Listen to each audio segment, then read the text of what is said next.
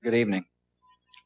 Today, our fellow citizens, our way of life, our very freedom came under attack in a series of deliberate and deadly terrorist acts. The victims were in airplanes or in their offices, secretaries, businessmen and women, military and federal workers, moms and dads, friends and neighbors. Thousands of lives were suddenly ended by evil, despicable acts of terror.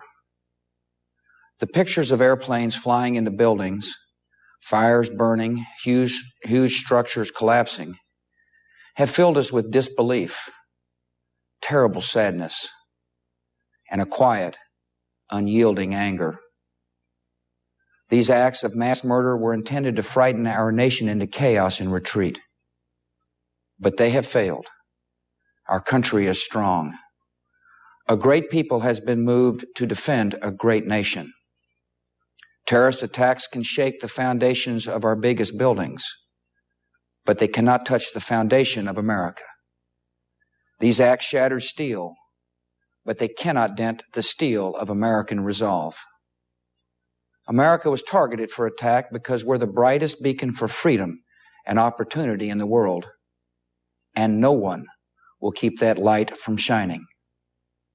Today, our nation saw evil, the very worst of human nature, and we responded with the best of America, with the daring of our rescue workers, with the caring for strangers and neighbors who came to give blood and help in any way they could.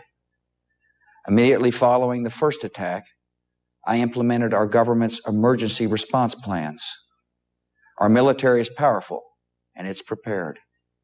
Our emergency teams are working in New York City and Washington, D.C. to help with local rescue efforts. Our first priority is to get help to those who have been injured and to take every precaution to protect our citizens at home and around the world from further attacks. The functions of our government continue without interruption. Federal agencies in Washington, which had to be evacuated today, are reopening for essential personnel tonight and will be open for business tomorrow. Our financial institutions remain strong, and the American economy will be open for business as well. The search is underway for those who are behind these evil acts. I've directed the full resources of our intelligence and law enforcement communities to find those responsible and to bring them to justice. We will make no distinction between the terrorists who committed these acts and those who harbored them. I appreciate so very much the members of Congress who have joined me in strongly condemning these attacks. And on behalf of the American people, I thank the many world leaders who have called to offer their condolences and assistance. America and our friends and allies join with all those who want peace and security in the world, and we stand together to win the war against terrorism. Tonight, I ask for your prayers for all those who grieve, for the children whose worlds have been shattered, for all whose sense of safety and security has been threatened. And I pray they will be comforted by a power greater than any of us, spoken through the ages in Psalm 23. Even though I walk through the valley of the shadow of death, I fear no evil, for you are with me. This is a day when all Americans from every walk of life unite in our resolve for justice and peace. America has stood down enemies before, and we will do so this time.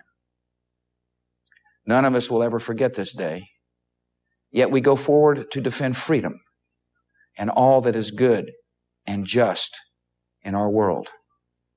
Thank you. Good night, and God bless America.